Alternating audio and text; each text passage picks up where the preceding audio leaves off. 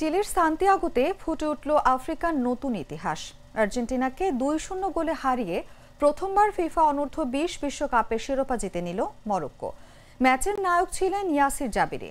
১২ আর ২৯ মিনিটে দলের হয়ে দুটি গোলই করেছেন এই তরুণ ফরওয়ার্ড, যিনি মরক্কোর ফুটবলে লিখে দিলেন নতুন অধ্যায়। পুরো ম্যাচ জুড়ে বলের দখল ছিল আর্জেন্টিনার হাতে, কিন্তু মরক্কোর শৃঙ্খলাবদ্ধ রক্ষণ ভাগের সামনে একবারও জাল খুঁজে পাননি তারা। জিয়ানলুকা প্রেসিয়ানি ও মাহের কারিজোরা একাধিক সুযোগ তৈরি করলেও শেষ তৃতীয়াংশে যথাযথ নির্ভুলতা ছিল না। টুর্নামেন্টে এই প্রথমবার পিছিয়ে পড়ে আর্জেন্টিনা, আর সেই ভুলটাই তাদের শিরোপা হাতছাড়া করে দেয়। অন্যদিকে মরক্কো দেখিয়েছে অসাধারণ ধৈর্য ও কৌশলগত ভারসাম্য। গোলরক্ষক ইব্রাহিম গোমেজ করেছেন কয়েকটি গুরুত্বপূর্ণ সেভ, আর ওথমান মাম্মা ও ইয়াসির জাবিরি মিলে আর্জেন্টিনার প্রতিটি ভুলের সুযোগ নিয়েছেন নিখুঁতভাবে। এটি শুধু একটি ট্রফি নয়, এটি মরক্কোর ফুটবলে এক নতুন যুগের সূচনা।